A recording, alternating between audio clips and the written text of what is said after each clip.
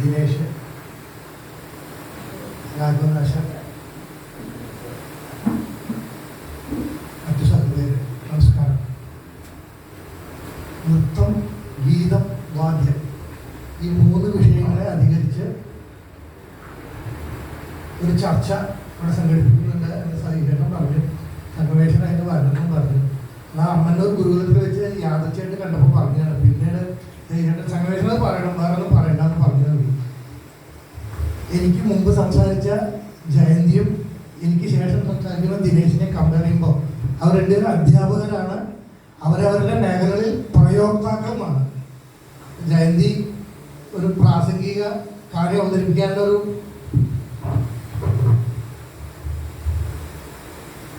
Capacity ഉള്ള ഒരു വ്യക്തി മാത്രമല്ല, ഒരു പ്രയോക്താവും കൂടിയാണ് കഥകളിയിൽ. അതുപോലെ ദിനേശനും.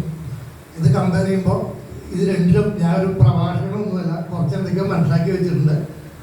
പ്രയോക്താവുമല്ല. അപ്പോൾ അതിൻ്റെതായ ഒരു പരിഗണന എനിക്ക് നൽകണമെന്ന് ആദ്യമായിട്ട് ഒരു മുൻകൂർ ജാമ്യം എടുക്കുകയാണ്. സംഗീതമപി സാഹിത്യം സരസ്വത്യാഹ സ്തനദ്വയം ഏകം ആപാദമധുരം അന്യത് ആലോചനാമൃതം. ഞാൻ കൂടുതൽ സ്പെസിഫൈ ചെയ്യുന്നില്ല, അതിൽ തന്നെ മനസ്സിലാക്കാൻ വേണ്ടി കണക്ഷൻ. സംഗീതം അപി സാഹിത്യം സരസ്വത്യാഹ സ്തനദ്വയം ഏകം ആപാദമധുരം അന്യത് ആലോചനാമൃതം. അപ്പോൾ ഇതിൽ ഈ കലകളിലൊക്കെ ആത്മീയത ഉണ്ടോ എന്നുള്ള സംശയം ആർക്കെങ്കിലും ഉണ്ടെങ്കിൽ ഇതൊരൊറ്റ ശ്ലോകം മതി. വരവീണ മൃദുപാണിയായ വാഗ്ദേവതയിൽ നിന്നും ചുരത്തി വരുന്ന 2 ക്ഷീരധാരങ്ങളാണ് സംഗീതവും സാഹിത്യവും. ഇതിൽ യാതൊരു സംശയമില്ല. സംഗീത സാഹിത്യ കലാവിഹീന സാക്ഷാത് പശു ഉച്ചവിഷാണശൂന്യ തൃണംന കാതന്നവി ജീവമാനം തത് ഭാഗധേയം പരമം പശുന. വേറൊരു സുഭാഷിതം പറയുന്നു. സംഗീത സാഹിത്യ കലാവിഹീന, അർത്ഥം സ്പഷ്ടമാണ്. സാക്ഷാത് പശു ഉച്ചവിഷാണശൂന്യ, വാലും കുമ്പുമില്ലാത്ത പശുവിനെ പോലെയാണ് സംഗീത സാഹിത്യത്തിൽ താല്പര്യമില്ലാത്ത വ്യക്തി. എന്നാലും അതുകൊണ്ട് നിർത്തണില്ലേ അവിടെ കവി. തൃണന്ന കാതന്നപി ജീവമാനം, അദ്ദേഹം പുല്ല് കഴിക്കുന്നില്ല എന്നുള്ളത് തൻ ഭാഗധേയം പരമം പശുവിന. ആ പശുക്കളുടെ ഒരു ദൈവാധീനം കൊണ്ട് അദ്ദേഹം പുല്ല് തിന്നില്ല, അല്ലെങ്കിൽ അതും കൂടി ആ പശുക്കൾക്ക് ബുദ്ധിമുട്ടൊക്കെ എന്നാണ് കവി അവിടെ പറയുന്നത്. നമ്മുടെ കലകളൊക്കെ തന്നെ ഒരു തരത്തിലുള്ള ആത്മവിഷ്കാരമാണ്. ഇപ്പം ജയന്തി തുടങ്ങിയ സ്ഥലത്ത് ഞാൻ ജയന്തി പാടി രാമരാമ രാത്രി 5-5:30 മണി നേരത്താണ് ആ സംഭവം പട്ടാഭിഷേകം നടത്തിയത്. അത് രാഗം ഭൂപാളാണ്. ഭൂപാളം പ്രഭാത രാഗമാണ്. ഈ മായമാളോഗൗള എന്ന് പറഞ്ഞ ആദ്യമായി പഠിപ്പിക്കുന്ന രാഗങ്ങളിലെ ജന്യരാഗങ്ങളാണ് ബൗളി, ഭൂപാളം, രേവകുത്തി എന്നീ രാഗങ്ങളൊക്കെ. ഇതൊക്കെ പ്രഭാതത്തിനെ സൂചിപ്പിക്കുന്ന ഒരു ഉണർവ് നൽകുന്ന രാഗങ്ങളാണ്. പല സിനിമകളിലും ഒക്കെ നമ്മൾ പ്രഭാതം സീൻ വരുമ്പോൾ ബാക്ക്ഗ്രൗണ്ട് സ്കോറായിട്ട് മിക്കവാറും ഈ രാഗങ്ങളായിരിക്കും കൊടുക്കുക. രാവിലെ നമ്മൾ ഉത്സവത്തിന് 9 ദിവസം കഴിഞ്ഞ് 9-ാം ദിവസം രാവിലെയാണ് ശ്രീരാമ പട്ടാഭിഷേകം നടക്കുക. അന്നൊരു റിഫ്രഷിംഗ് ആണ് നമുക്ക്. 9 ദിവസം കഴിഞ്ഞ് രാവിലെ രാത്രി പട്ടാഭിഷേകം കഴിഞ്ഞ് രാവിലെ നമ്മളൊക്കെ കുളിച്ച് അമ്പലത്തിൽ പോകുമ്പോൾ പട്ടാഭിഷേകം കഴിഞ്ഞ് കുർബാന സ്വാമി തൊഴാൻ പോകുന്നതിന് മുമ്പാണ് ഈ രാമരാമ രാഘവ എന്ന ഭൂപാളത്തിൽ മിക്കവാറും രവീന്ദ്രനാശാനോ ഉണ്ണികൃഷ്ണാശാനോ ഒക്കെ ആവും പാടുണ്ടാവും. അതിൻ്റെ ഒരു റിഫ്രഷിങ് ജയന്തി ചോദിക്കുകയും ചെയ്തു, നിങ്ങൾ ആർക്കെങ്കിലും നീ തോന്നിയോ? ആ റിഫ്രഷ്മെൻറ്റ് നമുക്ക് ഒരു വർഷത്തേക്ക് നിശ്ചയമായി നമുക്ക് നിൽക്കാറുള്ളത്. അത്രത്തോളം എന്താ പറയുക, എനർജൈസിങ് ആണ് ആ സംഗീതം. ഇത് മാത്രമല്ല, പല സംഗീതവും നമ്മൾ ശ്രദ്ധിച്ച് കേൾക്കുകയാണെങ്കിൽ അതൊരു ആത്മാവിഷ്കാരമാണത്. സംഗീതവും ആത്മീയതയും അതിലേക്ക് എത്തേണ്ട വഴി. സംഗീതം സാധന, സംഗീതം സാധകം, ആത്മീയത സാധന. രണ്ടിൻ്റെ റൂട്ട് നോക്കൂ. ഒരു നാമമോ ഒരു ജപമോ ഒരു രാമരാമമോ അല്ലെങ്കിൽ ഏതെങ്കിലും ഒരു ഗുരു ഉപദേശിച്ചു കൊടുക്കുന്ന ശിഷ്യന് അത് വെച്ച് ഉരുവിട്ട് അതാണ് നമ്മൾ സാധനയിലൂടെ നമ്മൾ സാക്ഷാത്കാരം നടത്തുന്നത്. സംഗീതവും അതുപോലെ നാമങ്ങൾക്ക് പകരം സ്വരങ്ങൾ മാത്രം. ആദ്യം സരിഗമ പദനിസ, പിന്നെ അതിൻ്റെ പല കോമ്പിനേഷൻ, പല രാഗങ്ങൾ, അതും ഒരു തരത്തിൽ പറഞ്ഞ ഒരു സാധന തന്നെ. സാധകത്തിലൂടെ സാധന രണ്ടും ആത്മാവിഷ്കാരമാണ്. നമ്മൾ ഇംഗ്ലീഷിൽ ഹാപ്പി എന്ന് പറയും, സന്തോഷം. പക്ഷെ അതിനും മേലെയാണ് ഈ ആനന്ദം എന്ന് പറഞ്ഞൊരു ബ്ലിസ്. നമ്മളത് അനുഭവിച്ചറിയാണ്. ഇപ്പോൾ ഒരു വ്യക്തി അല്ലെങ്കിൽ 2-3 വ്യക്തികൾ, അതിൽ ഒരു വ്യക്തി അനുഭവിക്കുന്ന പോലെയാവില്ല ഒരു ആനന്ദം അല്ലെങ്കിൽ ആത്മാവിഷ്കാരം അങ്ങനെ എൻജോയ് ചെയ്യുന്നത് വേറൊരു വ്യക്തി. അത് ഇൻഡിപെൻഡൻ്റ് ആയിട്ട് ഓരോരുത്തരും അറിയേണ്ടതാണ്. അപ്പോൾ അത് പറഞ്ഞു കൊടുക്കാൻ പറ്റില്ല. അത് നമ്മളൊരു പാട്ട് കേൾക്കുമ്പോൾ അല്ലെങ്കിൽ ഒരു കളി കാണുമ്പോൾ അല്ലെങ്കിൽ ഒരു വേഷം കാണുമ്പോൾ അത് കേമായിട്ടോ നമ്മൾ പറയുമ്പോൾ നമ്മളത് ഉള്ളിൽ തട്ടിയിട്ടാണ് പറഞ്ഞത്. നമ്മളത് കേമായി എന്ന് പറയുന്നത് കേൾക്കണമെന്ന് ചിലപ്പോൾ നമ്മുടെ കേമത്ത് തോന്നുന്നില്ല. കാരണം അത് ഓരോരുത്തരുടെയും ആസ്വാദന നിലവാരവും അർപ്പണവും നമ്മൾ എത്രത്തോളം അതിൽ എന്താ പറയുക മുങ്ങി ഇരിക്കണോ എന്നുള്ളതും അനുസരിച്ചിരിക്കും. പിന്നെ എൻ്റെ വിഷയം ഗീതമാണ്, സംഗീതം. ഇപ്പം ജനറലായിട്ട് ഇന്ത്യൻ സംഗീതത്തിനെ ചെയ്ത് പറയുമ്പോൾ വേദങ്ങളിൽ നിന്നാണ് ഭാരതീയ സംഗീതം വന്നിരിക്കുന്നത്. അതിൽ സാമവേദത്തിൻ്റെ ഉപവേദമായ ഗന്ധർവ വേദത്തിൻ്റെ ഭാഗമാണ് സംഗീതം എന്നാണ് പറയുന്നത്. അപ്പം അതിൽ നിന്ന് വന്ന് നമ്മൾ സംഗീതത്തിന് ആദ്യം ഓങ്കാരം, ഓങ്കാരത്തിന് 3 അനുദാത്തം, ഉദാത്തം, അനുദാത്തം, സ്വരിതം. അതാണ് നമ്മൾ വേദങ്ങളിലൊക്കെ കാണുന്നത്. 3 സ്വരസ്ഥാനങ്ങൾ ഉണ്ടാവും. അതിപ്പോൾ തമിഴ് മലയാള ദേശത്തിലെ പറയുന്ന ഓത്തായാലും തമിഴ് സമ്പ്രദായത്തിലുള്ള വേദത്തിലായാലും ഉദാത്തം, അനുദാത്തം, സ്വരിതം, ചിലപ്പോൾ ഒരെണ്ണം കൂടി പ്രചയം, നമ്മുടെ ഒരു 4 ഇതേ വരുള്ളൂ. ആ 4 സ്വരസ്ഥാനങ്ങൾ പിന്നെ 7 ആയി. ഇത് ശിവന്റെ നമ്മുടെ മൂർത്തികളെ എടുത്ത് നോക്കും. ശാക്തേയം, ശൈവം, വൈഷ്ണവം. ശാക്തേയം ദേവി സരസ്വതി, കയ്യിൽ വീണ. വൈഷ്ണവം വിഷ്ണു കൃഷ്ണൻ, കയ്യിൽ പുല്ലാങ്കുഴൽ. ശൈവം ശിവൻ, കയ്യിൽ ഡമരു. ശിവന്റെ വാഹനമായ നന്ദിയുടെ കയ്യിൽ മൃദംഗം. അപ്പോൾ ഒരു എന്താ പറയുക, ഒരു തുകൽവാദ്യം, ഒരു സുശീലവാദ്യം, ഒരു തന്ത്രിവാദ്യം. നമ്മളിപ്പോൾ യൂത്ത് ഫെസ്റ്റിവലൊക്കെ കാണാം, ഒരു wind instrument, string instrument, percussion instrument എന്ന് പറഞ്ഞു. ഇതേപോലെ ഈ 3 വാദ്യങ്ങൾ, 3 ശാക്തേയം, വൈഷ്ണവം, ശൈവം, ഇത് 3 ശക്തികളിലൂടെ കേന്ദ്രീകരിച്ചിട്ടാണ് നമ്മുടെ ആ പാരമ്പര്യം തന്നെ വരുന്നത്. അപ്പോൾ ശിവന്റെ 5 മുഖങ്ങൾ, സദ്യോജാതം, ഈശാനം, അഘോരം, തത്പുരുഷം, വാമനം. ഈ 5 മുഖങ്ങളിൽ നിന്ന് പഞ്ചഭൂതങ്ങളും സപ്തസ്വരങ്ങളും വന്നു എന്നാണ് പറഞ്ഞത്. ഇത് ത്യാഗരാജ സ്വാമിയുടെ മനോഹരമായിട്ടൊരു കൃതിയിൽ എഴുതിയിട്ടുണ്ട്. സദ്യോജാതാദി പഞ്ചവക്ത്രജ സരിഗമ പദനി സ്വരസപ്തസ്വരം, അങ്ങനെയാണ് പറഞ്ഞിരിക്കുന്നത്. അത് ആ രാഗത്തിൻ്റെ പേര്, ഇത് നമ്മൾ കാണാത്ത പല കൊണോട്ടേഷനുകളിൽ വരും. ആ രാഗത്തിൻ്റെ പേര് ചിത്തരഞ്ജിനി എന്നാണ്. ആ രാഗത്തിൻ്റെ സ്വരത്തിൻ്റെ ആരോപണം സരിഗമ പദനി എന്നാണ്. അപ്പോൾ ഈ സരിഗമ പദനി എന്നുള്ളതും അവിടെ കൊണ്ടുവന്നിട്ടുണ്ട്. ആ രാഗം ചിത്തരഞ്ജിനി, ചിത്തം എന്ന് പറഞ്ഞാൽ മനസ്സ്, രഞ്ജിനി, അത് ഈ ആത്മീയം, ആനന്ദം, അതൊക്കെ ഭാഗമാണ്. അതുപോലെ ഈ സംഗീതത്തിൻ്റെ ആദ്യത്തെ ഒരു കൺസെപ്റ്റിൽ ഗ്രാമം എന്നുള്ളൊരു കൺസെപ്റ്റ് ഉണ്ടായിരുന്നു. ഈ സ്വരങ്ങൾ പറയുന്നത് ഗ്രാമം, സ്വരങ്ങളുടെ ഒരു സമൂഹത്തിന് ഗ്രാമം എന്നൊരു കൺസെപ്റ്റ് ഉണ്ടായിരുന്നു. ഷഡ്ജഗ്രാമം, ഗാന്ധാരഗ്രാമം, പഞ്ചമഗ്രാമം. ജയന്തി നേരത്തെ സൗന്ദര്യലഹരി പറഞ്ഞല്ലോ, ആചാര്യസ്വാമികൾ അതിൽ വ്യക്തമായിട്ട് ദേവിയെ ഗ്രാമങ്ങളുടെ ഇതായിട്ട് കണക്ട് ചെയ്ത് പറയുന്നുണ്ട് ശ്ലോകത്തിൽ. ഗലേ രേഖാസ്തിസ്ത്രോ ഗതി ഗമക ഗീതയ്ക്ക് നിഗുണൈഹി എന്നാണ് പറയുന്നത് ആചാര്യൻ. അതായത് നമ്മൾ പുരുഷന്മാരുടെയൊക്കെ തൊണ്ടയിൽ ഒരു മുഴയുണ്ടാവും, ആഡംസ് ആപ്പിൾ എന്ന് പറയും സാഹിത്യത്തിൻ്റെ വാക്കിൽ. സ്ത്രീകളതില്ല, പക്ഷെ അവിടെ 3 വരയാണ്, 3 വര അവിടെ കാണും. ഗലേ രേഖാസ്തിസ്ത്രോ, അങ്ങനെയാണ് ശങ്കരാചാര്യൻ. ഗലേ രേഖാസ്തിസ്ത്രോ, അതെന്താണ്? ഗതി ഗമക ഗീതയ്ക്ക് നിഗുണൈഹി, ഗതി ഗമകം ഗീതം. വിവാഹ ഗ്രാന്ത പ്രകടനം ത്രയാണാം ഗ്രാമാണാം സ്ഥിതി നിയമ സീമാന ഇവത്തേന്നാണ് എഴുതിയിരിക്കുന്നത് ശങ്കരാചാര്യൻ. അത് ആ 3 ഗ്രാമങ്ങളുടെ അതിർത്തി നിശ്ചയിക്കുന്ന പോലെ ദേവിയുടെ കഴുത്തിൽ 3 വരകൾ നിൽക്കുന്നു. അപ്പോൾ ആ കൺസെപ്റ്റ് നോക്കും, എങ്ങനെയാണ് അദ്ദേഹം അത് വിഷ്വലൈസ് ചെയ്തിരിക്കുന്നത് നോക്കും. ഒരു 32 വയസ്സിലാണ് ഇതൊക്കെ അദ്ദേഹം ചെയ്തെന്നുള്ളത് നമ്മളത് ശ്രദ്ധിക്കുന്നത്. ഇത് മുജ്ജന്മത്തിൽ കിട്ടണതാണ്. ഇതിപ്പോൾ നമ്മൾ ഒരാളിപ്പോൾ ഇപ്പോഴത്തെ ആൾക്കാർ ചെയ്യുന്ന പോലെ നമ്മൾ റൂം എടുത്തു പോയി എഴുതണോ, പാട്ട് എഴുതണോ, വേറെ മ്യൂസിക് കൊടുക്കണം, അങ്ങനെയല്ലോ അത്. അതങ്ങനെ അത് എന്താ പറയുക, ഊറി വരുന്നതാണ്. പഴയ കാലത്തെ കീർത്തനം വെച്ച ത്യാഗരാജ സ്വാമികളാകട്ടെ, ദീക്ഷിതരാകട്ടെ, ശ്യാമാസ്ത്ര, ഇവരൊക്കെ വാഗ്ഗേയകാരന്മാരാണ്. അതായത് വാക്ക് പ്ലസ് ഗേയം. വാക്കെന്ന് പറഞ്ഞാൽ സാഹിത്യം, ഗേയം പറഞ്ഞ സംഗീതം. സംഗീതവും സാഹിത്യം അവർ തന്നെയാണ്. ഇന്നത്തെ പോലെ ഒരു ലിറിക്സിനൊരാൾ, മ്യൂസിക് ഡയറക്ഷനൊരാൾ, ബാക്ക്ഗ്രൗണ്ട് മ്യൂസിക്കിനൊരാൾ, അങ്ങനൊരു കൺസെപ്റ്റ് ഒന്നുമില്ല.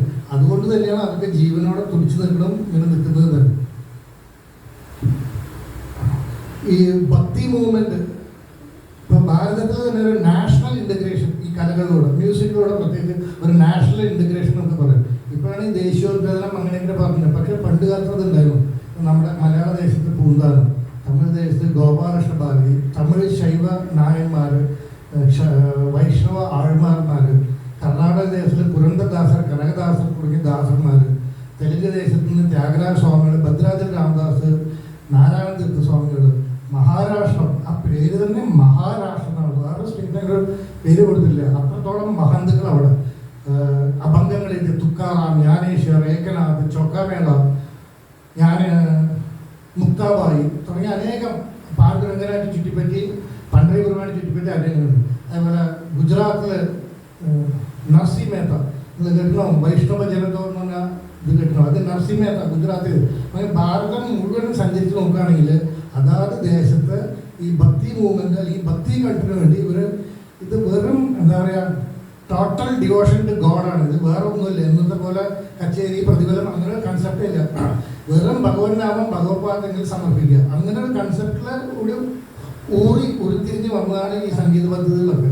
പിന്നെ അത് ഉത്തരേന്ത്യയിലെ പേർഷ്യൻ സംഗീതത്തിന് ഇൻഫ്ലുവൻസോടുകൂടി അത് ഹിന്ദുസ്ഥാനിൽ നിന്നും ദക്ഷിണേന്ത്യയിലെ കർണാടക സംഗീതം നിന്നും വേർതിരിച്ചു വന്നെങ്കിലും ഇതിലൊക്കെ എന്താ പറയുക അടിവേര് ഒന്ന് തന്നെയാണ്.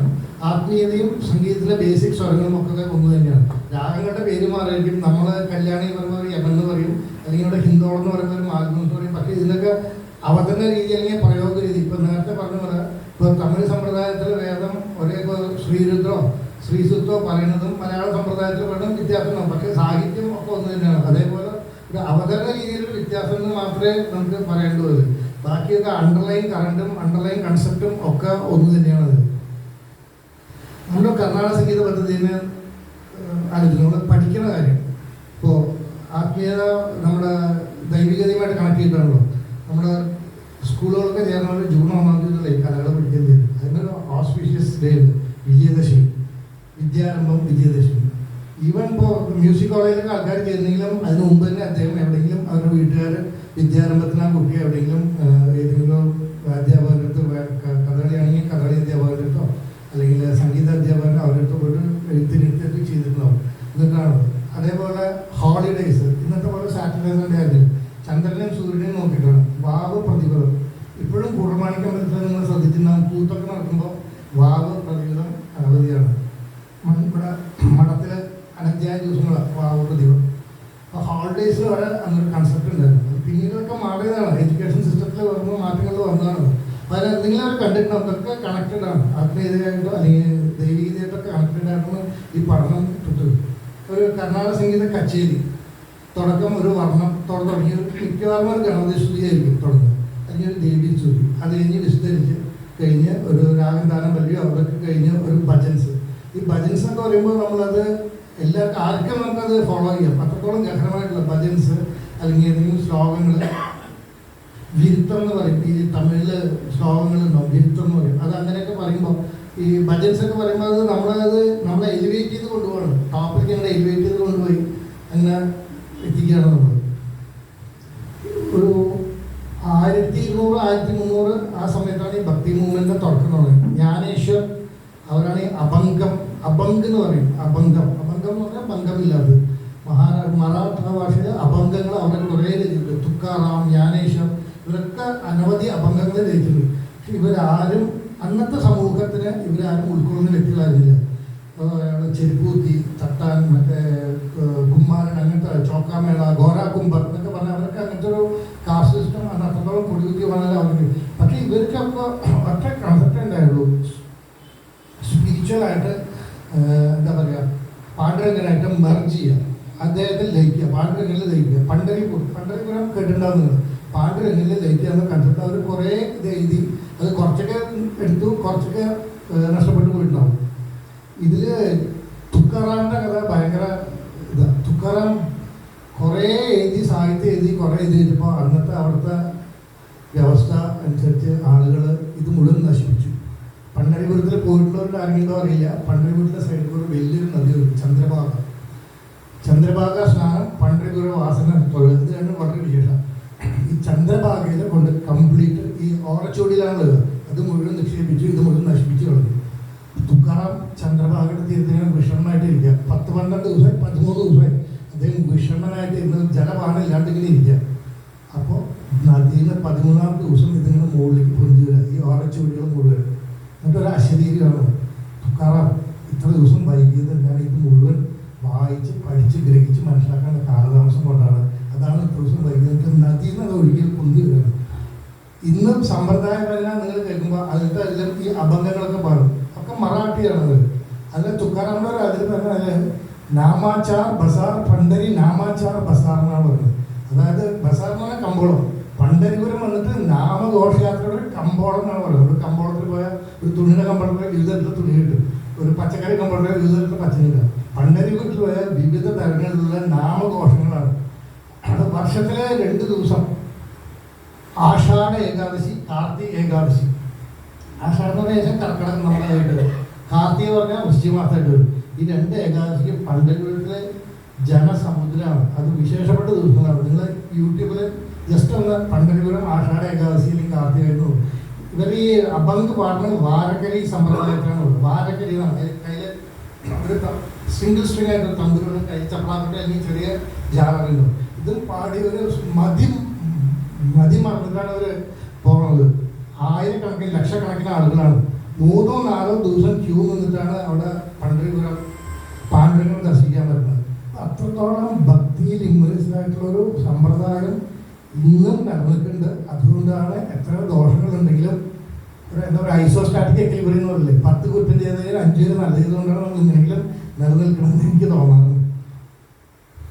പിന്നെ നമ്മൾ അത് കഴിഞ്ഞ് പിന്നെ നമ്മൾ സംഗീതത്തിലേക്ക് വരുമ്പോൾ ജയദേവരാണ്. ജയദേവർ ഹിന്ദു ബിൽവം, ദിനേശനൊക്കെ അഷ്ടപതിയിലെ റിസർച്ച് ചെയ്യുന്നതാണ്.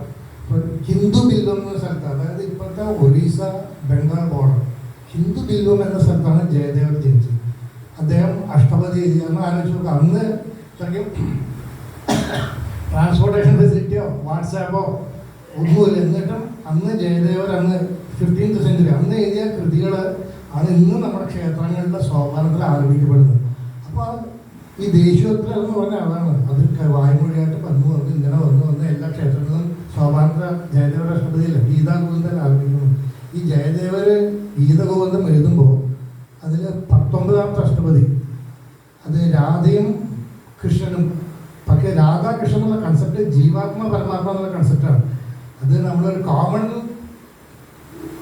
പേഴ്സൺ മനസ്സിലാക്കാൻ വേണ്ടി അത് രാധാകൃഷ്ണൻ എന്നുള്ള കൺസെപ്റ്റിൽ കുറച്ച് ശൃംഗാരം എഴുതിയിരിക്കും. പക്ഷേ അത് അൾട്ടിമേറ്റ് ആയിട്ട് ഇത് ജീവാത്മ പരമാത്മ കൺസെപ്റ്റാണ്. ഇതിൽ 19ാമത്തെ അഷ്ടപതിയിൽ പ്രിയശാർജില വർഷത്തിൽ ജയദേവർ ഒരു വരി എഴുതും, മമ ശിരസി മണ്ഡലം എന്ന് പറയും. അതായത് രാധ പാദം കൃഷ്ണന്റെ തലയിൽ വെച്ചു എന്ന് എഴുതാണ് ജയദേവർ. ഇപ്പം ജയദേവനെ എഴുതിയപ്പോൾ ഒരു പന്തി എഴുതുന്നു, ഭഗവാന്റെ തലയിൽ രാധയുടെ പാദം. അത് ശരിയല്ലോ, ശരി ആലോചിക്കാമെന്നുണ്ട്. ജയദേവൻ എണ്ണയൊക്കെ തേച്ച് കുളിക്കാൻ പോകും. കുളിച്ച് പോയി വന്ന് തിരിച്ചു വരുമ്പോൾ അത് ആദ്യം അതേപോലെ ജയദേവൻ വെട്ടിയിട്ടാണ് പോകുന്നത്. പോയിട്ട് തിരിച്ചു വരുമ്പോൾ അത് അതേപോലെ തന്നെ അവിടെ എഴുതിയിരിക്കുക. അപ്പോൾ ജയദേവൻ വൈഫ് പത്മാവതിയാണ്. പത്മാവതിയോട് ചോദിക്കും, എന്താണ് ഇങ്ങനെ ഞാൻ എഴുതിയില്ല. അപ്പോൾ ഇങ്ങനെ പരാക്രമം കൊണ്ടോ പത്മാവതി പറയും, നിങ്ങൾ തന്നെയല്ലേ ഇപ്പോൾ പോയത്, പോയിട്ടിപ്പോൾ വന്നിട്ട് നിങ്ങൾ തന്നെയാണല്ലോ, നോക്കുക ആ എണ്ണയുടെ പാടുകളും ഇതിലുണ്ടാവും കയ്യിൽ. എണ്ണ കണ്ട് എഴുതിയ പാട് പോലും ആ കടലാസുണ്ട്. എന്നിട്ട് പോണ വഴിക്ക് നിങ്ങൾ എൻ്റെ സാരിയുടെ കോന്തല കൊണ്ട് കണ്ണിൽ കരട് കുറച്ച് പോയിരുന്നു. ജയദേവൻ സാഷ്ടാംഗം പ്രവർത്തിക്കുക, ഞാൻ ഇത്രയും കാലം ഭഗവാനെ തോന്നിട്ട് എൻ്റെ വാമഭാഗത്താണ് ദർശനം കിട്ടിയത്, സ്പർശനവും കിട്ടി ഭഗവാൻ. അപ്പോൾ അത്രത്തോളം ഭഗവാനാൽ എഴുതപ്പെട്ട ഒരു അഷ്ടപതി എന്നുള്ളൊരു ഇമ്പോർട്ടൻസ് കൂടി ആ 19ാമത്തെ അഷ്ടപതി ഉണ്ട്. അതിൽ അദ്ദേഹം അതിൻ്റെ അവസാനം ജയതു പത്മാവതി രമണ, അതിന് മുമ്പൊക്കെ ജയദേവ എന്നുള്ളത് സിഗ്നേച്ചർ, അതിൽ പത്മാവതി രമണ എന്നാണ് അദ്ദേഹം അതിൽ സിഗ്നേച്ചറായിട്ട് ജയദേവർ എഴുതിയിരിക്കുന്നത്. ഈ ജയദേവർ എഴുതിയ ഗീത ഗോവിന്ദം പോലെ തന്നെ അത്രയ്ക്ക് പ്രചാരമില്ലെങ്കിലും ഗീത ഗാംഗേയം, ഗീത സൗന്ദരം, ഗീതരാഘവീയം രാമേന്ദ്രനെ പറ്റി, ഗീത ഗാംഗേയം സുബ്രഹ്മണ്യ സ്വാമിയെ പറ്റി, ഗീത സൗന്ദരം ശിവനെ പറ്റി. ഈ ഗീത സൗന്ദരം കൂടാണ്ട് ഒരു ശിവാഷ്ടപതി വേറെ ഉണ്ട്. ഗീത സൗന്ദരം വന്നിട്ട് ചൊക്കനാഥ ദീക്ഷിതർ നിന്ന് തുളജി രാജാവ്, തഞ്ചാവൂർ തുളജി രാജാവിൻ്റെ സഭയിൽ ഒരു ചൊക്കനാഥ ദീക്ഷിതരുണ്ടായിരുന്നു. അദ്ദേഹത്തിൻ്റെ ശിഷ്യനായ സദാശിവ ദീക്ഷിതരാണ് ഈ ഗീത രാഘവം എന്ന് പറഞ്ഞാൽ രാമാഷ്ടപതി എഴുതിയത്. ഗീത സൗന്ദര്യം എന്ന് പറഞ്ഞാൽ ശിവാഷ്ടപതി എഴുതിയത്. അതിൽ മീനാക്ഷി സുന്ദരേശൻ മധുരയിൽ. ഇപ്പം തമിഴ്നാട്ടിലെ ക്ഷേത്രങ്ങളിൽ നമ്മൾ സന്ദർശിച്ചാലുണ്ട്, പ്രത്യേകിച്ച് ശിവക്ഷേത്രങ്ങളിൽ അവിടെ ശിവൻ അമ്പാൾ എന്നാണ് പറയുന്നത് ദേവിക്ക്. അത് സെപ്പറേറ്റ് പേരാണ് എല്ലാത്തിനും. നമ്മുടെ കേരളത്തിലെ എല്ലാ ശിവക്ഷേത്രങ്ങളിലും ശിവനും പാർവതിയാണ്. മുന്നിൽ ശിവൻ്റെ നടയുണ്ടാവും, ബാക്കിൽ പാർവതിയുടെ നടക്കും, സൈഡിൽ ദക്ഷിണാമൂർത്തി. പക്ഷെ തമിഴ്നാട്ടിലെ ക്ഷേത്രങ്ങളിൽ പോകുമ്പോൾ നിങ്ങൾ എല്ലാ ക്ഷേത്രങ്ങളിലും കാഞ്ചിയിലാണെങ്കിൽ കാഞ്ചി കാമാക്ഷി, ശിവൻ്റെ പേര് ഏകാംബരേശ്വരൻ, മധുരയിൽ മധുര മീനാക്ഷി സുന്ദരേശ്വരൻ, ചിദംബരത്തിലെ ശിവകാമി ചിദംബരം നടരാജൻ, ശിവകാമി, അങ്ങനെ തിരുവാനേക്കാവ്, അതേപോലെ എല്ലാ ക്ഷേത്രങ്ങളിലും ആ ശിവനൊരു പേര്, പാർവതിക്ക് ഒരു പേര്. അപ്പം ഈ ഗീത സൗന്ദര്യം മീനാക്ഷിയും സുന്ദരേശ്വരനെയും കുറിച്ച് അവരുടെ ഈ രാധാകൃഷ്ണൻ ഇതിൻ്റെ മട്ടിലാണ് എഴുതിയിരിക്കുന്നത്. അതുപോലെ 62ാമത്തെ ശങ്കരാചാര്യ ചന്ദ്രശേഖരസ്വരത്തി, കാഞ്ചി മഠാധിപതി ഇപ്പോൾ 70ാമത്തെ ശങ്കരാചാര്യരാണ്. അപ്പോൾ 62ാമത്തെ ശങ്കരാചാര്യർ 20 അഷ്ടപതി എഴുതിയിട്ടുണ്ട്. അതിൽ വന്നിട്ട് കാഞ്ചി കാമാക്ഷിയും ഏകാംബരേശ്വരനാണ്. അതേപോലെ ഗീത ഗാംഗേയം സുബ്രഹ്മണ്യ സ്വാമിയെ കുറിച്ച്, സുബ്രഹ്മണ്യനും വല്ലിയും കുറിച്ച് ഗീത ഗാംഗേയം. അതുപോലെ ഗീത രാഘവ്യം, അത് രാമായണം 24 അഷ്ടപതി രാമകവി എന്ന് പറഞ്ഞാൽ കർണാടക ഭാഗത്തു നിന്ന് രാമകവിയാണ് ഗീത രാഘവ്യം. ഈ അഷ്ടപതികളൊക്കെ ഈ സമ്പ്രദായ പേരിക്ക് അവർ പാടാറുണ്ട്. അതായത് ഇപ്പോൾ ഈ സമ്പ്രദായ പേരുടെ ഭാഗത്ത് രാധാ കല്യാണം, മീനാക്ഷി കല്യാണം, വള്ളി കല്യാണം, അങ്ങനെ ഇതൊക്കെ സമ്പ്രദായം നടത്താറുണ്ട്. അപ്പോൾ അതിൽ തലേ ദിവസം രാധാ കല്യാണമാണ് അടുത്ത ദിവസം ചടങ്ങെങ്കിൽ തലേ ദിവസം ഗീത ഗോവിന്ദാണ് പാടുക. വള്ളി കല്യാണമാണെങ്കിൽ തലേ ദിവസം ഗീത ഗാംഗേയാണ് പാടുക. ഈ തമിഴ്നാട്ടിലെ തഞ്ചാവൂർ എന്ന് പറഞ്ഞാൽ ഇതൊക്കെ ഈ മറാഠ റൂളിൻ്റെ, തഞ്ചാവൂർ എന്ന് പറഞ്ഞാൽ എന്താ പറയുക, ഒരു കലകളുടെ ഒരു കേദാര ഭൂമിയായിരുന്നു. അവിടെ മറാഠ രാജാക്കന്മാർ ഭരിച്ചു. അപ്പോൾ മറാഠി ഇൻഫ്ലുവൻസ്. ഇന്ന് നമ്മൾ ഈ ഭജനയ്ക്ക് കാണുന്ന ഈ ഹാർമോണിയം, ഇതൊക്കെ ഈ ഹരികഥയ്ക്ക് മറാഠ എന്ന് പറഞ്ഞതാണ്. ഈ മൃദംഗത്തിലെ പല ചൊല്ലുകളും, ഈ ഫറൻ, തേക്ക, ചാപ്പ്, ഇതൊക്കെ മറാഠ വേർഡ്സാണ്. ഈ മറാഠയുടെ ഇൻഫ്ലുവൻസ് ആ തഞ്ചാവൂർ ലേറ്റയിൽ നല്ലോണം ഉണ്ടായിട്ട്, പിന്നെ അവിടുത്തെ സംസ്കൃതമായ തമിഴ്, പിന്നെ കന്നഡ, ഇതിൻ്റെയൊക്കെ ഇൻഫ്ലുവൻസുമായിട്ട് അതിനൊക്കെ പരിപോഷിപ്പിക്കാവുന്ന രാജാക്കന്മാർ അവിടെ ഉണ്ടായിരുന്നു. അപ്പം ഇതെല്ലാം കൂടിയിട്ട് അവിടെ ഒരു കലകളുടെ കേദാര ഭൂമിയാണ്. കാവേരി തീരത്ത്, കാവേരി തീരത്ത എപ്പോഴും പറയും അതൊരു കലകളുടെ വിളഭൂമിയാണ്. അതേപോലെ തന്നെ അതൊരു എന്താ പറയുക, കേരളത്തിലെ പണ്ടത്തെ കുട്ടനാട്, പാലക്കാട് ഒരു റൈസ് ബൗൾ ഓഫ് തമിഴ്നാട്, അവിടെ തഞ്ചാവൂർ. ഈ 4 അഷ്ടപതിയിലും ഇപ്പോൾ നമുക്ക് ഇവിടെ പ്രചാരത്തിൽ ഗീതഗോവിന്ദം മാത്രമേ ഉള്ളൂ. അത് കഴിഞ്ഞ് പിന്നെ 16, 17 നൂറ്റാണ്ടായപ്പോൾ തമിഴ്നാട്ടിലെ ഗോപാലകൃഷ്ണ ഭാരതി, ഇവിടെ പുരന്ദരദാസർ, പിന്നെ 17-ാം നൂറ്റാണ്ട് 17, 18 ആകുമ്പോഴേക്കും ത്രിമൂർത്തികൾ, ത്യാഗരാജ സ്വാമികൾ, മുത്തുസ്വാമി ദീക്ഷിതർ, ശ്യാമാശാസ്ത്രി, ഇവിടെയാണ് ത്രിമൂർത്തികൾ എന്ന് പറയുന്നത്. ത്രിമൂർത്തികളിൽ ത്യാഗരാജന് മാത്രമേ സ്വാമികളുള്ളൂ. കാരണം അദ്ദേഹം നേരത്തെ പറഞ്ഞ പോലെ സാധന കോടിക്കണക്കിന് രാമനാമം ജപിച്ചിട്ട് രാമനോട് മർജ് ചെയ്തു എന്ന് പറഞ്ഞു. ത്യാഗരാജ സ്വാമികൾ വാൽമീകിയുടെ അവതാരമാണ്. വാൽമീകി നാരദമുനിയുടെ അവതാരം. അപ്പോൾ ആ ഒരു ലീനിയേജ് നമ്മൾ നോക്കാം. നാരദരുടെ അവതാരം വാൽമീകി രാമായണ വാൽമീകിയുടെ അവതാരം ത്യാഗരാജ സ്വാമി. അപ്പോൾ സ്വാഭാവികമായിട്ടും രാമഭക്തിയിൽ ഊന്നിയിട്ട്, ബാക്കിയുള്ള ദൈവങ്ങളെ കുറിച്ച് എഴുതിയെങ്കിൽ രാമഭക്തിയിൽ ഊന്നിയിട്ടാണ് ത്യാഗരാജ സ്വാമിയുടെ കൃതികൾ മുഴുവൻ രചിച്ചിരിക്കുന്നത്. ത്യാഗരാജ സ്വാമി നമ്മൾ കേട്ടിട്ടുണ്ടാവും ഈ ആപത്തുദ്ധാരണ സ്തോത്രം, അഗ്രത പുഷ്പതശ്ചൈവ പാർശ്വവർഷ മഹാബലോ ആകർണ പൂർണ്ണ ധന്വാനോ രക്ഷിതാം രാമലക്ഷ്മണോ സന്നദ്ധ കവചി ഗഡ്ഡി ചാപബാണധരരുവ ലക്ഷൻ മമാഗ്രതോ നിത്യം രാമം പാതു സലക്ഷ്മണ. ആപത്തുദ്ധാരണ സ്തോത്രമുണ്ട് ഈ വിഷ്ണുസഹസ്ര പുസ്തകത്തിലെ വിഷ്ണുസഹസ്രം കഴിഞ്ഞുള്ള കാണാം. ഈ ആപത്തുദ്ധാരണ സ്തോത്രത്തിൽ പറയുന്നത് അതായത് പ്രാർത്ഥനയാണ്. അതായത് സന്നദ്ധ കവചി ഗഡ്ഡി, കവചം ഗഡ്ഗമാള്, ചാപ ബാണധരോ യുവാക്കളെയാണ് പറയുന്നത്. ചാപ ബാണം ലക്ഷൻ മമാഗ്രതോ നിത്യം എൻ്റെ മുന്നിൽ പൊക്കോളൂ. ആരാണ്? രാമം സലക്ഷ്മണ, രാമനും ലക്ഷ്മണനും കൂടി ഈ എന്താ പറയുക യുദ്ധസ്ഥലങ്ങളായിട്ട് നിത്യം എന്നെ മുന്നിൽ വിട്ട് രക്ഷിക്കണം എന്നാണ് ഈ ആപത്തുദ്ധാരണ സ്തോത്രത്തിൻ്റെ ക്രീം. ഇത് ത്യാഗരാജ സ്വാമിയുടെ ലൈഫിൽ ഒരു ഇൻസിഡൻറ്റ്. ഇദ്ദേഹം എവിടെ വിളിച്ചാലും ആരെ പ്രവർത്തിച്ച് പാടില്ല. എത്രയോ രാജാക്കന്മാർ ഒരു സമ്പത്ത് തരാം കാര്യം ഇത് യാതൊന്നും ഇദ്ദേഹം സ്വീകരിക്കില്ല. ഇദ്ദേഹത്തെ തന്നെ മറന്നിങ്ങനെ പാടും. ഈ പാടിയത് മുഴുവൻ ഇദ്ദേഹത്തിൻ്റെ ശിഷ്യകളാണ്. ആദ്യത്തെ ഒരു കേട്ട ഉടനെ, അന്ന് നമ്മൾ എഴുതി വയ്ക്കാൻ നോട്ട് ബുക്ക് ഒന്നുമില്ല, കേട്ട ഉടനെ തന്നെ ഓടും കാവേരി തീർത്ഥിക്ക്. കാവേരി തീർത്ഥിക്ക് അതിങ്ങനെ ഹൃദിസ്ഥാക്കും. അടുത്ത വരി പാടുമ്പോൾ അടുത്ത ശിഷ്യൻ ഓടും കാവേരിയുടെ തീർത്ഥകാരൻ പറഞ്ഞു. ഇങ്ങനെ പാടി പാടി ഹൃദിസ്ഥമാക്കി അവർ ക്രോഡീകരിച്ച് വെച്ചാണ് ഇന്ന് കിട്ടുന്ന ത്യാഗരാജ കൃതികൾ പലതും. അതിലെത്ര മിസ്സായിട്ടുണ്ടല്ലേ, എന്തായാലും സംശയമില്ല. ഈ അന്നത്തെ കാലത്ത് എഴുതിയതിനേക്കാളും കൂടുതൽ മിസ്സായിട്ടുണ്ട്. കാരണം പലതും ഇവര് എന്താ പറയുക ഒരു സ്വകാര്യ സമയത്താണ് ഇവരൊക്കെ എഴുതുണ്ടാവും. അതുകൊണ്ട് ഇതേപോലെ നമുക്ക് റീപ്രൊഡ്യൂസ് ചെയ്യാൻ പറ്റിയിട്ടുണ്ടാവില്ല. ഈ ത്യാഗരാജ സ്വാമികൾ ഇതേപോലെ ഒരു സ്ഥലത്ത് പോയിട്ട് വരുമ്പോൾ അവിടുത്തെ രാജാവ് ഇദ്ദേഹത്തിന് സന്തോഷം തോന്നി ഇദ്ദേഹത്തിൻ്റെ പല്ലക്കിൽ ആരോ ഒരാൾ കുറേ ധനങ്ങൾ ഗോൾഡ് പണം സ്വർണ്ണ നാണയങ്ങളാണ് അത് വെച്ചു ശിഷ്യനോട് പറയുകയും ചെയ്തു. അപ്പോൾ ഇവർ വരണ വഴിക്ക് അന്ന് മുഴുവൻ കാണുന്ന പ്രദേശമാണ്. സ്വാഭാവികമായിട്ടും തസ്കരന്മാരുടെ ശല്യമുണ്ടാവും. അപ്പോൾ വേറെ ഒരു സ്ഥലത്തെത്തിയപ്പോൾ തസ്കരന്മാരെ ആക്രമിച്ചു, സ്വർണ്ണം എടുത്തു. പെട്ടെന്ന് അവിടെ നിന്നൊരു ശരവർഷം 2 യുവാക്കൾ വന്നു, ശരവർഷം ഇവർ ഓടിപ്പിച്ചു. അപ്പോൾ തന്നെയാണ് എക്സ്റ്റസിയിലെ ത്യാഗരാജസ്വാമികൾ എഴുതുന്നത്, ബുന്ദ വേലുകോ ഇരുപക്കല തുളൈ മുരഹര നഗതര രാമ. ഇരുപക്കല തുളൈ, 2 ഭാഗം ഒന്നും രക്ഷിച്ചില്ല. ഇത് നമ്മൾ ആ കഴിഞ്ഞ ജന്മത്തിൽ അല്ലെങ്കിൽ ആ ആപത്തുദാരണ സ്വരത്തിൽ നമുക്ക് ഓതണ്ടഹസ്തായ സന്ധി ദണ്ഡിനാല് രാമപാദുരുവാനെ എന്ന് പറഞ്ഞിട്ട് ഗച്ഛൻ മമാകൃതോ നിത്യം രാമപാദുസ ലക്ഷ്മണ, എൻ്റെ 2 ഭാഗവും മുന്നിൽ നിന്ന് രാമ രക്ഷിക്കുന്ന ത്യാഗരാജസ്വാമികൾ എഴുതിയത് മുജ്ജന്മ പുണ്യം കൊണ്ടുവന്ന ആ ശ്ലോകത്തിൻ്റെ ഒരു ബഹിഷ്കരണമായിട്ടാണ് ഞാൻ മനസ്സിലാക്കുന്നത്. അങ്ങനെ എത്രയോ ഇൻസിഡൻസ്.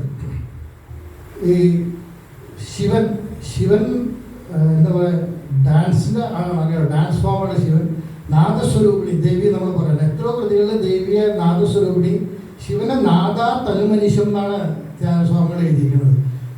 എന്താ പറയുക, നാദത്തിൻ്റെ എംപവർമെൻറ്റ് ഓഫ് നാദ, അതാണ് ശിവൻ. ഈ നാദയോഗമാണ് ഇവരൊക്കെ പ്രാക്ടീസ് ചെയ്യുന്നത്. അതുകൊണ്ട് തന്നെയാണ് ഇവർക്ക് ഇങ്ങനെയൊക്കെ എഴുതാൻ പറ്റുന്നത്. മുത്തുസ്വാമി ദീക്ഷിതം അതേപോലെ നവാഭരണം, ഈ നവാഭരണമൊക്കെ തന്ത്രവിദ്യയുടെ കോംപ്ലക്സ് ആയിട്ടുള്ള കൃതികളാണ്. അതിലൊക്കെ നമ്മൾ ശ്രദ്ധിച്ച് നോക്കിയാൽ ഈ ലളിതാ സഹസ്രനാമത്തിലെ പല വാക്കുകളും, കരാങ്കുല ദശോത്പന്ന നാരായണ ദശാകൃതി, അതായത് 10 വിരലിൽ നിന്നും നഖത്തു നിന്നും ദേവിയെ വിവരിക്കുന്നതാണ്. കരാങ്കുലി ദശോത്പന്ന നാരായണ ദശാകൃതി, നാരായണന്റെ ദശാകൃതി എന്ന ദശാവതാരം. അത് എവിടെ നിന്നാണെന്നറിയോ? ദേവിയുടെ കരങ്ങളുടെ അങ്കുലിയുടെ നഖത്തുനിന്ന്. അപ്പൊ ആലോചിച്ചു, ഈ ദശാവതാരം ദേവിയുടെ നഖങ്ങളാണ്, ഓരോ നഖത്തു നിന്നാണ് ബഹിഷ്കരിച്ചെന്നാണ്. ഇത് അദ്ദേഹം ആ നവാവരണം കംപ്ലീറ്റ് തന്ത്രമാണ്. ശ്രീചക്രം, ശ്രീവിദ്യാഭാസമാർക്ക് നവാവരണം. അതിൽ അദ്ദേഹം കരാങ്കുലി നഖോത്പന്ന ദശാവതാരം എഴുതിയിട്ടുണ്ട്. ഇങ്ങനെ പല കൃതികളും, അതായത് ദീക്ഷിതരുടെ പല കൃതികളും ഇതുപോലെ കിട്ടാതെ പോയിട്ടുണ്ട്. അതിൽ ലളിതാ സഹസ്രനാമത്തിൻ്റെ 1008 നാമങ്ങൾ വെച്ച് തുടങ്ങിയ കൃതികൾ ഉണ്ടെന്നാണ് പറയപ്പെടുന്നത്. ഇതൊന്നും ആതന്റിക് അല്ല പറയപ്പെടുന്നത്. നമ്മളതിൽ തെറ്റ് പറയാൻ പറ്റില്ല, കാരണം അത്രത്തോളം ഉപാസകരാണ്. ദീക്ഷിതര് ചിദംബരനാഥ യോഗി എന്ന് പറഞ്ഞൊരു യോഗി എടുത്ത് ബനാറസിലാണ് യോഗി ശിഷ്യത്വം ചെയ്തു പോയത്. അത് യോഗി ചിദംബരനാഥ യോഗി ശ്രീവിദ്യ ഉപാസകരാണ്. ഇപ്പോൾ കാശിയിൽ അനേകം ഘട്ടങ്ങളുണ്ട്. ഹരിശ്ചന്ദ്രഘട്ട്, മണികർണിക ഘട്ട്, അസിഘട്ട്, ഹനുമാൻ ഘട്ട്, ഇങ്ങനെ കുറേ ഘട്ടങ്ങളുണ്ട്. അതിൽ ഒരു ഘാട്ടിൽ ദീക്ഷിതർ മുങ്ങിയിട്ട് പൊന്തുമ്പോൾ കയ്യിൽ വീണ വന്ന് വീണതാണ്. ആ വീണ ആ ദീക്ഷിതര പരമ്പരയുടെ ഒരു ഫാമിലി ഇന്നും കോയമ്പത്തൂർ. സാധാരണ വീണെന്ന് ശ്രദ്ധിക്കണം, ഇപ്പോഴത്തെ ഒരു ബേസ് ഇങ്ങനെ ഉണ്ടായിരുന്നു, അതിൻ്റെ വ്യാളി എന്ന് പറയും. ഇങ്ങനെ തന്ത്രി ഇങ്ങനെ അതിൻ്റെ ബേസ് ഇങ്ങനെ വളരെ താഴ്ത്തിയിരുന്നു. ദീക്ഷിത തന്ത്രിയുടെ വ്യാളി അപ്പോഴാണ് മുകളിലേക്ക് വേണ്ടിയതാണ്. അത് ഒരു കട്ടിച്ചൽ കൊറോണയ്ക്കൊക്കെ മുമ്പാണ്. തൃശ്ശൂരിൽ അദ്ദേഹം ഒരു ഉദ്യോഗമായിട്ട് ബന്ധപ്പെട്ട് വന്നിരുന്നു, ഈ ദീക്ഷിത ഫാമിലിയുടെ ആൾ. അദ്ദേഹം വന്നപ്പോൾ അദ്ദേഹം അവിടെ കൊണ്ടിരുന്നു, പലരും പോയി കണ്ടിരുന്നു. അപ്പോൾ അത് നോക്കും, അതായത് ഇങ്ങനെ അതിപ്പോഴും അത് സൂക്ഷിച്ചിട്ടുണ്ട് ദീക്ഷിത സമ്പ്രദായത്തിൽ. അതുപോലെ നവഗ്രഹ കൃതികൾ, നവഗ്രഹം ജ്യോതിഷം പറയുന്ന സമയത്തുള്ള ആ നവഗ്രഹികൾ ദിവസം ചെല്ലിയാൽ മതി. ഇപ്പോൾ നവഗ്രഹത്തിൽ ധരണീഗർഭസംഭൂതം വിദ്യുത് കാന്തി സമപ്രദം കുമാരം ശക്തിഹസ്തം തം മംഗളം പ്രണമാമികം. ധരണീഗർഭസംഭൂതം എന്ന് പറയും. അതായത് ധരണി എന്ന് പറഞ്ഞാൽ ഭൂമിയിൽ നിന്നും വന്നതാണ് ചൊവ്വ എന്നാണ് ശ്ലോകം പറയുന്നത്. നാളെ ചിലപ്പോൾ യൂണിവേഴ്സിറ്റിയുടെ മോഡേൺ സയൻസ് പറയുന്നത് Mars is A fragmented portion of earth എന്നാണ് പറഞ്ഞു എന്ന് വരാം, അറിയില്ല. അപ്പോൾ ധരണീഗർഭസംഭൂതം വിദ്യുത് കാന്തി സമപ്രദം എന്ന് പറയും. അത് ദീക്ഷയുടെ എഴുതിയിട്ടുണ്ട്. അങ്കാരകമാശ്രയമോഹം മംഗളവാരം ഭൂമികുമാരൻ എന്നാണ് എഴുതിയിരിക്കുന്നത്. ഭൂമികുമാരൻ എന്ന് പറഞ്ഞാൽ ഭൂമിയുടെ പുത്രൻ. അതേപോലെ ശനി ബുധൻ, ഇത് 2 നപുംസക ഗ്രഹം. ഈ നപുംസക ഗ്രഹം എന്ന് പറയുമ്പോൾ ശനി പുരുഷ നപുംസകവും ബുധൻ സ്ത്രീ നപുംസകമാണ്. അത് ബുധനെ പറ്റി നാട്ടുകുറിച്ച് രാവിലെ ബുധമാശ്രയം എന്നുള്ളത് അതിൽ നപുംസകം എന്ന് വരുമായിരുന്നു. അതുപോലെ അവർക്ക് ഓരോരോ ഉച്ചം, നീചം, അതുപോലെ കേന്ദ്രം, ഇതൊക്കെ അങ്ങനെ എഴുതിയിട്ടുണ്ട്. അതിൽ രാഹു കേതു തമോഗ്രഹങ്ങളാണ്. അതിപ്പോൾ എന്തിനും 2 പക്ഷം ഉണ്ടാവുമല്ലോ. ഈ രാഹു കേതുവിടെ കൃതികൾ ഉണ്ടെങ്കിലും അത് രണ്ടും ദീക്ഷിതരല്ല, പിന്നീട് ആരോപിക്കപ്പെട്ട ദീക്ഷിതരുടെ പേരിൽ ആരോപിക്കപ്പെട്ട കൃതികളാണെന്ന് പറഞ്ഞു. ബാക്കിയുള്ള 7 കൃതികളും 7 രാഗങ്ങൾ, ബേസിക്കായിട്ട് 7 താളങ്ങളാണ്. അതിൽ യദുകുല കാമ്പോജിയിലാണ് ശനീശ്വരൻ. ശനീശ്വരൻ നിങ്ങൾക്ക് എല്ലാവരും ശനി ഏറ്റവും സ്ലോ മൂവിങ് പ്ലാനറ്റാണ് രാശിചക്രത്തിൽ. നമ്മുടെ സോളാർ സിസ്റ്റം നോക്കിയാൽ ഏറ്റവും ഡിസ്റ്റൻറ്റ് പ്ലാനറ്റാണ്. അപ്പോൾ കവർ ചെയ്ത് വരാൻ സൂര്യനെ ചുറ്റി വരാൻ കുറേ സമയം എടുക്കും. രാശിചക്രത്തിലും അതേ കൺസെപ്റ്റാണ്. 2.5 വർഷമാണ് ഒരു രാശിയിൽ നിൽക്കുക. അതാണ് ഈ 7 ശനി. 3 രാശിയിൽ നിൽക്കുന്ന നമ്മുടെ കഷ്ടകാലത്തിലാണ് ഈ 7 ശനി എന്ന് പറയുന്നത്. 2.5 വർഷമാണത്. അത്രത്തോളം സ്ലോ മൂവിങ് ആണ്.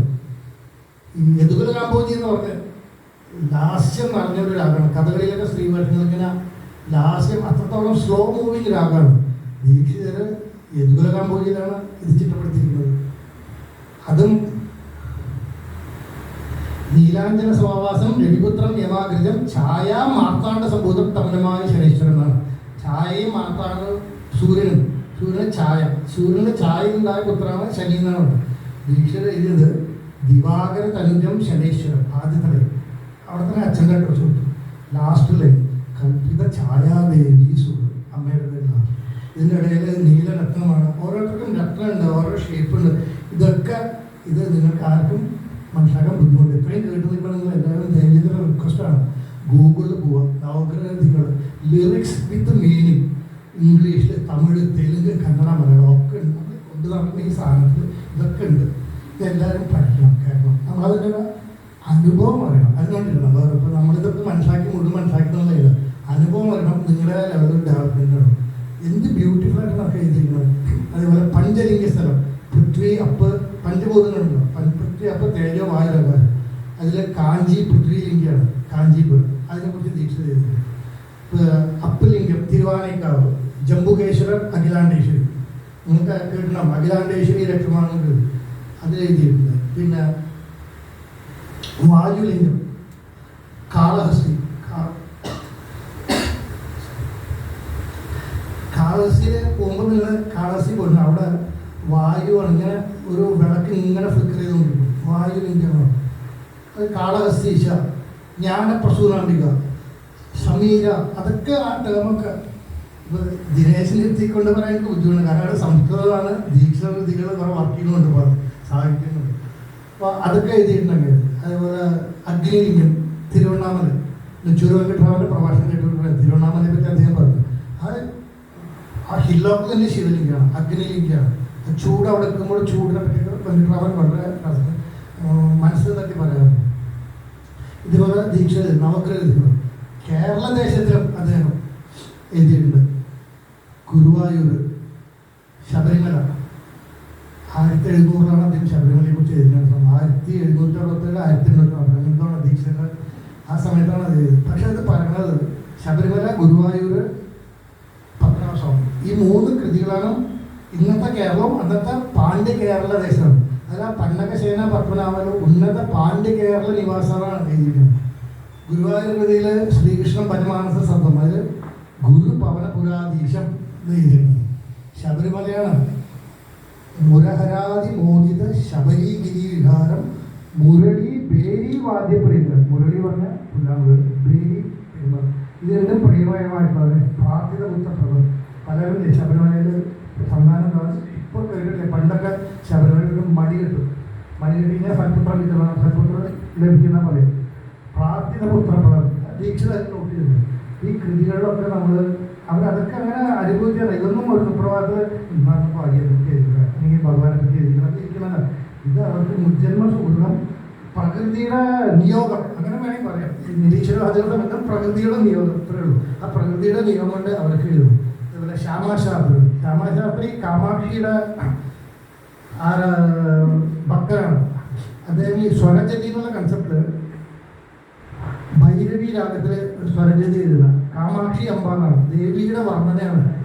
തലമുടി കാർമേഘങ്ങൾ പോലെ, പല്ലുമുട്ട്, എന്താ പറയുക, മുള്ളമുട്ട് പോലെ, കഴുത്ത് ശങ്കരം പോലെ ബ്യൂട്ടിഫുൾ ആയിട്ടുള്ള ദേവിയുടെ കേശാധിപാതമാണ്. ദേവിയുടെ കേശാധിപാതമാണ്. പക്ഷെ ഭൈരവി രാഗത്തിൻ്റെ ആരോഹണമാണ്.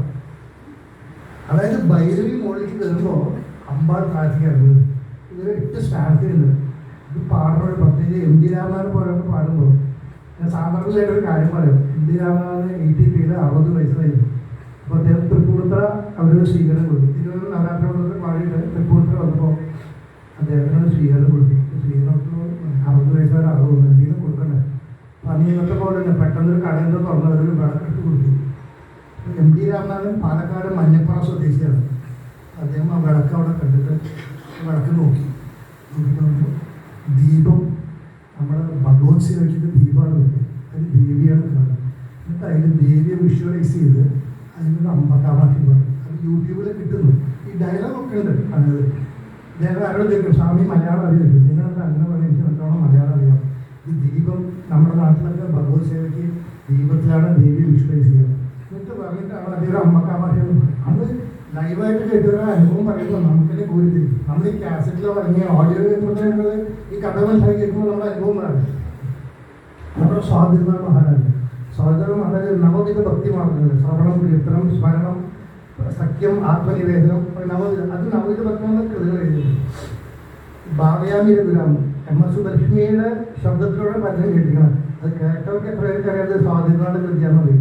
ഈ സ്വാതിർനാൾ രാമായണം കംപ്ലീറ്റ് അതിൽ എഴുതിയിട്ടുണ്ട്. അദ്ദേഹം ഇതേപോലെ ടോട്ടൽ സൗണ്ട് പത്മനാഭനല്ല, കംപ്ലീറ്റ് പത്മനാഭൻ, എല്ലാം പത്മനാഭൻ, ജലജനാഭ, പണ്ഡിതനാഭ, അദ്ദേഹത്തിൻ്റെ കൃതികളൊക്കെ. അദ്ദേഹം മായമാടുകളോട് കോമൺ ആയിട്ട് കൃതിയില്ല.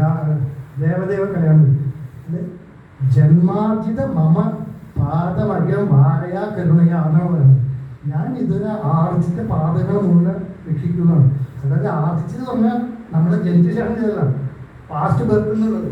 ഇതുവരെ ഈ ജന്മം, ഈ ജീവൻ അല്ല, നമ്മുടെ റീബർത്തിൽ വിശ്വസിക്കുന്നവരാണ്. ഈ ജീവൻ ആർജിച്ചത് മുഴുവൻ രക്ഷിക്കുന്നതാണ് ടോട്ടൽ മോക്ഷം. അതിനാണ് അദ്ദേഹം പ്രാർത്ഥിക്കുന്നത്. അത് പലരോടെ പാടുമ്പോൾ ആർജിതാണ് കൊടുക്കുന്നത്. ഇത് ആർജിതാണ്. റിക്കറിങ് ഡെപ്പോസിറ്റ് മുഴുവൻ കളയാനാണ് പത്മനാഭ സ്വാമി എടുക്കുന്നത്.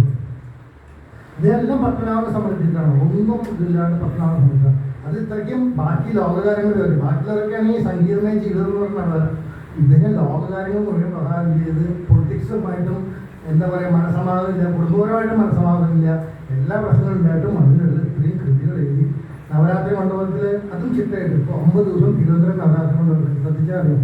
9 ദിവസം 9 കൃതികൾ ഇപ്പോഴും നിഷ്കർഷിച്ചിട്ട് ആ നിഷ്കർഷിയോടെ തന്നെ ഇപ്പോഴും പാടുന്നു. 9 ദിവസം കൃതികൾ, ഇന്ന രാഗം ഇന്ന കൃതികൾ, അതൊക്കെ ദേവിയാണ്. സാമജ പൊങ്കവ ജാഗ്രത, അതായത് ആനയെ പോലെ മതാസേ നടന്നതാണ് ദേവിയൊക്കെ. അത് ശൈലരാജധനിയെ ഒക്കെ ദേവീ കൃതികളാണ്, നവരാത്രി കൃതികൾ. ആ 9 ദിവസം അതിപ്പോഴും അതേപോലെ നിഷ്കർഷിച്ച് ഭാഗവത് നവരാത്രി മണ്ഡലത്തിൽ കുമ്പരം തിരുവനന്തപുരത്ത് പത്മനാഭ മുന്നുണ്ട്. 2.5 മണിക്കൂറാണ് അവിടെ കട്ടിയത്. മിണ്ടാൻ പാടില്ല, മൊബൈൽ ഫോൺ കൊണ്ടാൻ പാടില്ല, അമ്പലത്തിലുള്ള കുടുംബത്തിൽ കയറില്ല, അതുപോലെ നിഷ്കർഷിച്ചു. അപ്പം അതൊക്കെ നമ്മുടെ ആത്മീയത അല്ലെങ്കിൽ ദൈവികത ഈ സംഗീതത്തിലൂടെ ഇപ്പോഴും പരിപോഷിക്കപ്പെടുന്നു. ദീക്ഷയുടെ ഒരു കാര്യമാണ് ഹിരൺമയും ലക്ഷ്മി എന്നുള്ളതുണ്ട്. അതിൽ ഗീതവാദ്യ വിനോദി എന്നാണ് ദീക്ഷയുടെ ദേവിയ സംഗീതവാദ്യ വിനോദി എന്നാണ് പറയുന്നത്. അതേപോലെ അനേകം ആണ്ടാൾ, തിരുപ്പാവ നിങ്ങൾക്കറിയാം. ആണ്ടാൾ വൈഷ്ണവ സെറ്റിലെ ആൾവാർമാരിലെ ഏകവനിത ആണ്ടാൾ. ഈ ആണ്ടാള് ഭഗവാനോട് അത്രത്തോളം അനുഭവിച്ചാണ്. ആണ്ടാളുടെ അച്ഛൻ അമ്പലത്തിൽ മാല കെട്ടി കൊടുക്കണം. ഈ ആണ്ടാൾ എന്ത് ചെയ്താൽ ദിവസം മാല കെട്ടിയിട്ട് ആ മാല അടിയിൽ ഭംഗി നോക്കും. എന്നിട്ടാണ് ഭഗവാനെ കണ്ടത്. ഇപ്പോൾ ഒരു ദിവസം അച്ഛൻ ചീത്ത പറഞ്ഞു ഭഗവാനെ കൊടുക്കുന്ന. അപ്പോൾ മോളുന്ന ആശങ്കി തോന്നും. അങ്ങനത്തെ മാലയാണ് എനിക്കിഷ്ടം. ചൂടിക്കൊടുത്ത ചുടർക്കൊടി എന്നാണ് തമിഴ് പറയുന്നത്. ചൂടിക്കൊടുത്ത ചുടർക്കൊടി എന്നാണ് തമിഴിൽ ആണ്ടാൾ നടക്കുന്നത്. രംഗനാഥസ്വാമിയിൽ ലയിച്ചു, ശ്രീരംഗത്ത് രംഗനാഥസ്വാമിയിൽ ലയിച്ചു. അതുപോലെ നായന്മാർ 63 നായന്മാർ എന്ന് പറയും. ഈ തിരുവനന്തപുരത്ത് തിരുവഞ്ചിക്കുളത്തൊക്കെ സുന്ദരമൂർത്തി നായനാർ അതൊക്കെ കേട്ടോ, തിരുവഞ്ചിക്കുളമായിട്ട് ബന്ധപ്പെട്ട്. അതിൽ നന്ദനാർ എന്ന് പറഞ്ഞിട്ടുണ്ടായിരുന്നു. ഈ നന്ദനാരെ പറ്റി നന്ദനാർ ചരിതം ഗോപാലകൃഷ്ണ എഴുതിയിട്ടുണ്ട്. ഈ നന്ദനാർ അധകൃതനാണ്, അദ്ദേഹത്തിന് അമ്പലത്തിൽ കാണാൻ പറ്റില്ല. അപ്പോൾ അദ്ദേഹത്തോട് ആൾക്കാർ വന്ന് കളിയാക്കി ചോദിക്കും, ഇന്ന് ചിദംബരത്തിൽ പോലെയാ, ചിദംബരത്തിൽ പോലെ. അദ്ദേഹത്തിന് ജോലി കൃഷി മറ്റെന്താ പറയുക കർഷകനാണ്. അപ്പോൾ ഈ ജന്മി വിട്ടിട്ട് വേണം ഞങ്ങൾക്ക് പോകാൻ. അപ്പോൾ ജന്മി പറയുന്നത് ഹോപ്പ്ഫുള്ളാണ്. അവിടെ നാളെ പോവേ അദ്ദേഹത്തിന് നാളെ പോവേ നയനാറിനാണ് അദ്ദേഹത്തിന് പേര് തരുന്നത്. അദ്ദേഹം അത്ര ഹോപ്പ്ഫുള്ളാണ്, ഇന്നല്ലെങ്കിൽ നാളെ എനിക്കത് കിട്ടുന്നത്. അപ്പോൾ ഈ നന്ദനാർ വരികലാമോ എന്ന് പറഞ്ഞ മാഞ്ചിൻ്റെ കൃതിയുണ്ട്. അതായത് ചിദംബരത്തിൽ വരാൻ പറ്റും. അതേപോലെ അദ്ദേഹം ഈ കുംഭകോണത്തിൻ്റെ അടുത്ത് വൈത്തീശ്വര കോവിലിൻ്റെ അടുത്ത് 8 കിലോമീറ്റർ തിരുപ്പുംകൂർ എന്ന് പറയുന്ന സ്ഥലം. ഞാൻ ഈ കഥകളൊക്കെ പറയുന്നത് ഇതൊക്കെ ഇപ്പോഴും അവിടെ ഉണ്ടെന്നാണ്. നമുക്കിത് ഒരു എക്സാജറേറ്റ് ആയിട്ടോ ഇമോഷണലായിട്ടോ പറയുന്നത്. ഇതൊക്കെ എപ്പോഴും അവിടെ പ്രിസർവ് ചെയ്യുന്നത്. അർത്ഥം അങ്ങോട്ടാണോ പ്രിസർവ് ചെയ്യണോ അറിയില്ല. ഈ തിരുപ്പുംകൂർ എന്ന് പറഞ്ഞ സ്ഥലത്ത് ശിവക്ഷേത്രത്തിൽ നന്ദി എങ്ങനെയായിരിക്കണം എല്ലാവർക്കും അറിയാം. നമ്മൾ പിന്നെ നോക്കിയാൽ നന്ദി മറയും. നന്ദിയുടെ പ്രശ്നമായുള്ള ശിവനെ കാണുന്നത്. ഇപ്പോൾ ശിവക്ഷേത്രത്തിൽ ഇദ്ദേഹം പോയിട്ട് അദ്ദേഹത്തിന് അടുത്ത് കിടക്കാൻ പറ്റില്ല. അദ്ദേഹം പിന്നിൽ നിന്ന് പാടുന്നു, ശത്രു വിലകിയിരിപ്പില്ലായി സന്നിധാനം മറക്കുക. എനിക്ക് കാണാൻ വിലക് എന്ന് പറഞ്ഞാൽ നീങ്ങുന്നുണ്ടാവും, കുറച്ചൊന്നും മാറിയിരിക്കും, ഈ സന്നിധാനം മറക്കണം. ഞാൻ അത് ക്ഷേത്രമായിട്ട് ബന്ധപ്പെട്ട് തേരുണ്ട് രഥം.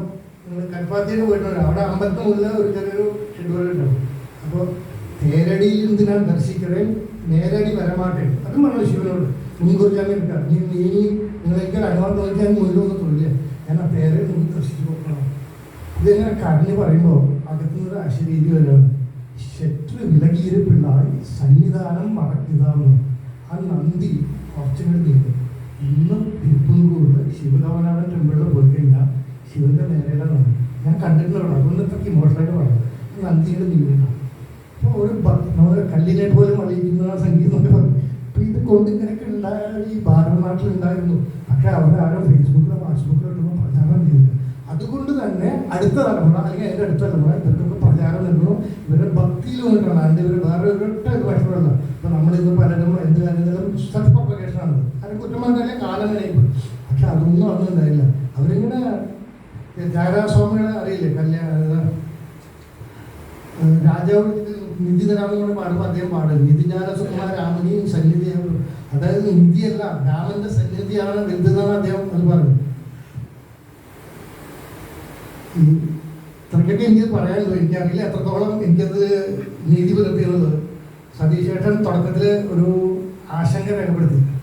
അതായത് അതാ നോട്ടീസിലുമുള്ളത് തൗര്യത്രികം, അതിൻ്റെ 4th ഡയമെൻഷൻ ആരും അറിയില്ല. ഒരു മധുസൂദനായ കവിതയെ ഓർമ്മ വന്നു. അത് 2 വരി പറഞ്ഞാൽ അവസാനിപ്പിക്കാം. വളരുമ്പോൾ മക്കൾ ചിലപ്പോൾ മാതാവിൻ മഹിമ മറക്കും, തളരുമ്പോൾ താനേ വീണ്ടും തായ് വേരും താങ്ങിന് അർത്ഥം വ്യാപ്തിക്ക് മനസ്സിലാക്കും.